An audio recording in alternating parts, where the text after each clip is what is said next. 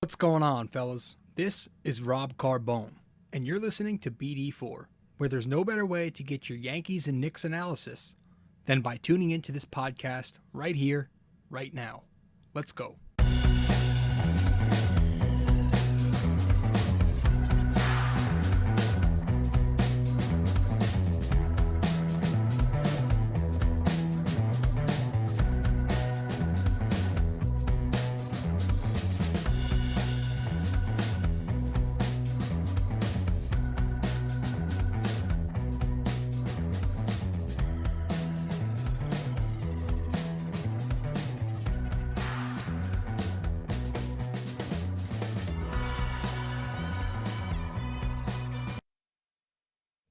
What's going on, guys? This is Rob Carbone coming at you with another episode of BD4. Tonight's kind of a surprise episode. Kind of came out of the blue in the middle of nowhere. I don't know. I just felt like recapping what's been going on lately in the sports world, and there's been a lot going on lately. Obviously, this whole Astros thing continues to drag on, and you know, Astros players are trying to act like they're the innocent ones, that they're the victims, and their fan base is backing them, of course, because they don't know what else to do. And their organization as a whole is just not getting a good look. That press conference the other day was just a joke. It kind of made things worse, if anything. So that whole thing is a joke. We're not going to dive too much into that because, well, first of all, it'll trigger the hell out of me because I'm already so pissed off at that whole thing. But second of all, man, it's just I could go on, and we really don't want to make this episode too long tonight. But I was watching the XFL today. I watched the Guardians play last weekend to open up, and they played great, right? Everything looked like it was clicking. They looked like, oh, maybe this is going to be a solid New York team. Maybe this will be the real NYG team in town. But then this week came, and oh my gosh, the difference, right? The contrast between this and last weekend. Wow. Drama this weekend because, well, first of all, it was just a bad game. They got shut out 27-0 to the DC Defenders, who are definitely living up to their name.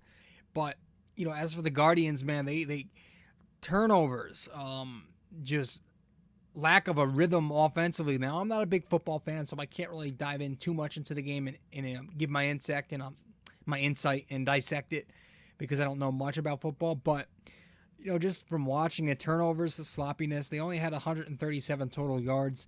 But their biggest issue seemed to be Matt McGloin. And oh my gosh, he did not do himself any favors today for the city of New York and for his team, for the sake of just the chemistry around this team. Making those comments at halftime when the Guardians were going down into the half, getting shut out, making comments about the offensive scheme and how the system they're playing right now is not working, how they need to change the game plan. And he made those comments in the mid-game interview with Diana Rossini, and Diana Rossini interviewed him, and he was just pretty much throwing Kevin Gilbride, their head coach, under the bus.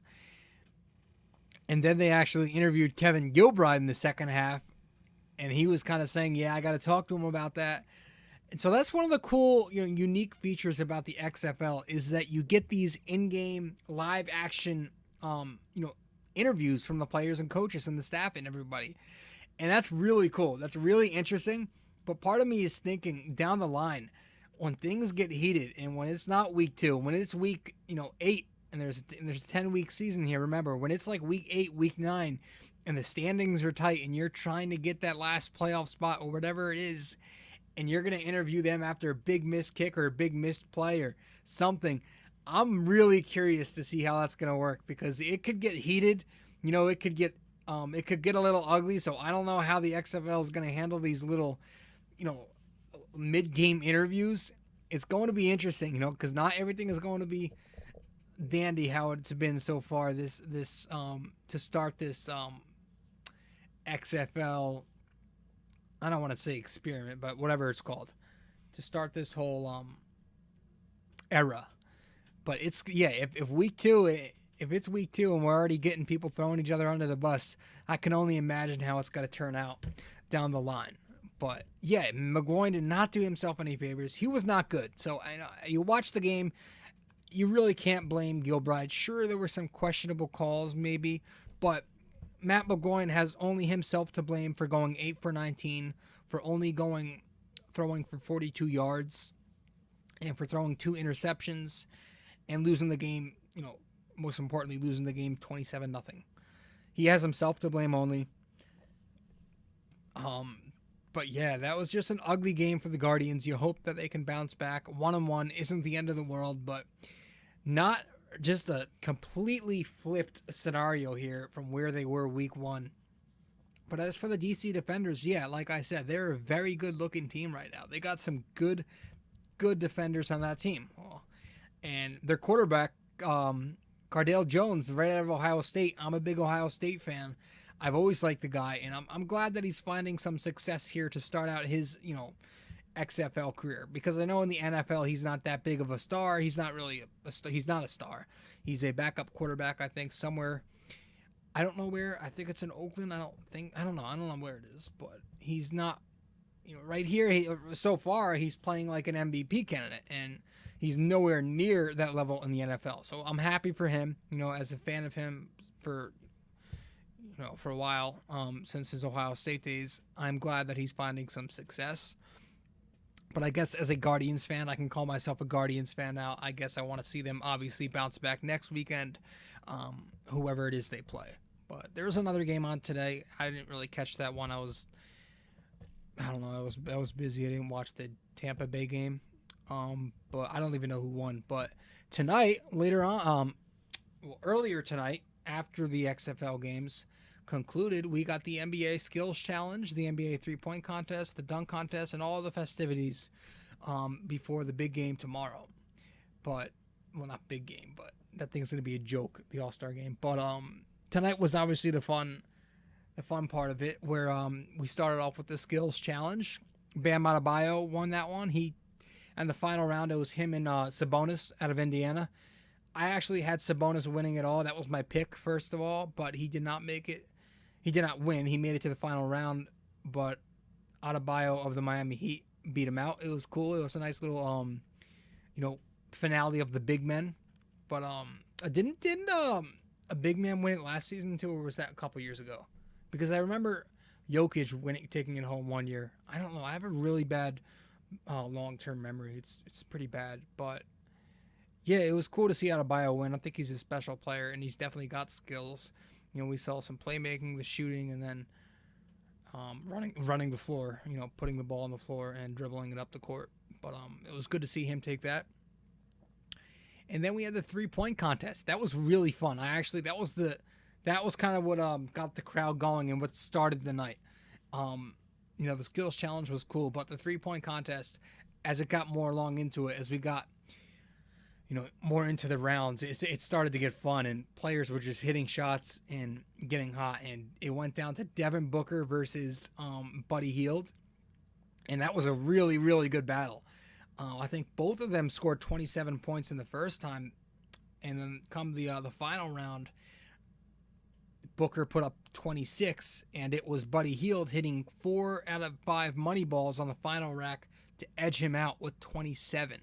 He hit the final shot. It came down to the very last shot attempt, and Buddy Hield hit it to give him, I think, 27 points, beating out Devin Booker's 26 for the 3-point trophy, I guess you could call it. So that was really fun, and I actually had Trae Young winning it. I think most people did, but turned out he only had 15 points, and he was missing a lot of shots in that first round, so he got eliminated pretty quickly. Didn't do as great as I thought, but his first time. Not everybody's going to be Steph Curry. Not everybody's going to be Klay Thompson, but hey, we still got a very good competition there. I thought that was a very, very good game. Good battle between Booker and Buddy Hield. So that was fun. And then we got to the dunk contest. It was so refreshing to get a great dunk contest again, because it's kind of been up and down the last few years. The last really true great one we had was Aaron Gordon versus Zach LaVine, and I think that was back in 2015. Don't quote me on that. I'm not exactly sure, because again, my long-term memory is shit. But I think that was it. I think that was the last time. I should have went to Yeah, it was Aaron Gordon and Zach LaVine in 2015, and that was it, man. That was the last time it was really truly exciting. But we finally rejuvenated it a little bit this season again, and we got some good dunks. We got some really good dunks, but it came down once again to Aaron Gordon getting robbed for another season, for another year. It sucks, man. This guy, he's probably done friggin' not only entering the contest, this guy's probably done dunking for his career after tonight, because this poor kid can't get it. He can't catch a break. This guy dunked over friggin' Taco Fall, 7'5" Taco Fall, and he doesn't get the victory. How many 50s did he get tonight? He had a bunch of 50s, and to Derrick Jones's credit, Derrick Jones is the one who beat him out and took the W tonight. To his credit, he was very strong himself. Don't get me wrong. That final windmill dunk in the final round, that was nice, and that was very underrated in a sense, to where, because people were talking about how Aaron Gordon got robbed. Jones's performance wasn't bad, though. It was just less great. So I thought they were very, very competitive, both of them going back and forth. They had some interesting little, ways of going about it, some gimmicks. Was it Aaron Gordon who did that stupid, I don't know, TikTok? What's this TikTok thing? I don't know what it is. It's going around the internet, and apparently he had just the TikTok girls dancing. It was some stupid shit, but the Taco Fall thing was cool. The windmill was awesome, and oh my god, some really, really nice athletic dunks. And as you watch these guys just do this with their bodies, it kind of hurts me, man. It's like I get hurt watching that. I get off my couch and go get some friggin' food in the pantry, and I'm straining my muscle like Gary Sanchez jogging to first base. So I have no idea how these kids just do what they are able to do so easily. It doesn't look like they even give effort. They just do it so easily. Just throw the ball through their legs, jump 15 feet in the friggin' air, and just throw it down, and just have no problem walking around afterwards. It's amazing. But yeah, I thought it was a pretty cool contest. Aaron Gordon definitely getting robbed again, though. I think he should have taken it home. The judges were at times they were a little bit too nice. But I don't know, man. It was fun. I just like it. I don't get too caught up in who wins and who doesn't win, because this is meaningless basketball, obviously. So I just like to have fun. Although a lot of people were saying that it should have been a tie. I don't agree with that. I definitely think there always should be a winner and loser. I'm not going to go crazy over it. But it was fun. It was a good skills contest, a good dunk contest, and a 3-point contest as well. And then afterwards, I guess we'll talk about this. They had the I didn't know this. A buddy of mine texted me and told me to put it back on, but they had the NBA on TNT roast. They roasted the the TNT crew tonight. It was pretty funny. Some very good moments, but some very cringe moments as well. It was very awkward at times, especially when Gary Payton went up there. Oh my gosh, that was hard to watch. And it's weird because Gary Payton's a guy who, throughout his career, he was just this infamous trash talker, right? He would get in your face and trash talk you to shame. And he went up there on the podium tonight, and I cringed. I couldn't do it. I put my hands over my face, and I could barely get through it. And he was trying to fight through it, but it was hard to watch Gary Payton. But I did like the performance from Jeff Ross, of course. Jeff Ross is obviously the guy when it comes to roasting. He was great. I thought he had some good cracks at Barkley, with the court dates. He actually had some good cracks at everybody. Shaq missing his free throws, making fun of Kenny the Jet Smith. Who are you? Ernie Johnson for being your stereotypical white guy. That shit was hilarious. Now, I don't quote me. He didn't say that, but pretty much what he was leaning towards. But it was some really good shit. People making fun of Shaq because of the way he talks, how he mumbles, and his size, obviously. More shit like that, and Barkley being fat, and it was really good. I thought some really good moments, some really cringe moments, but overall, aside from having a mixed bag from a few individuals, I thought it was solid. It was good. Definitely not Comedy Central worthy, but for an NBA TNT roast, that I had no clue about, I thought it was decent just to turn it on and catch a little bit of it. But yeah, that was it. I mean, I guess that's all that happened tonight. Again, to recap, the XFL earlier today, the Guardians did not play well. A bunch of turnovers, no offensive rhythm, some missed opportunities defensively, dropping some balls, and just the big story there was Matt McGloin calling out his coach, and after he underperformed, kind of blaming it on Gilbride. And then we got to the NBA skills contest. Bam Adebayo took it home versus Sabonis. Buddy Hield beat out Devin Booker in the 3 contest, hitting 4 of his last 5 money balls. And then Derek Jones beats out Aaron Gordon in the dunk contest of 2020. And then we got to the roast, which is fun. So that's that, guys. I'm going to wrap this thing up. Before we go, make sure you follow me, Rob Carbone, on Twitter, Facebook, Instagram, and if you want to follow my podcast, BD4, where there is no better way to get your Yankees and Knicks analysis, make sure you do follow BD4 on Apple Podcasts, Spotify, Google Podcasts, YouTube, Anchor, SoundCloud, and Radio Public. Once again, follow me, Rob Carbone, on Twitter, Facebook, Instagram, and then follow my my podcast, BD4, on Apple Podcasts, Spotify, Google Podcasts, YouTube, Anchor, SoundCloud, and Radio Public. All right, guys, this has been Rob Carbone with BD4, episode 73, XFL and NBA Gibberish. I'll see you Tuesday, because Tuesday is when I get my laptop in, my new laptop. I ordered a Microsoft Surface Pro 7. Therefore, I won't have to do these podcasts in the office, and I'll be able to move into my studio now, because I'm using a desktop computer right now, which is a pain because I can't move to my studio this way. Right now, I'm doing it in an office, but I get my Surface Pro on Tuesday.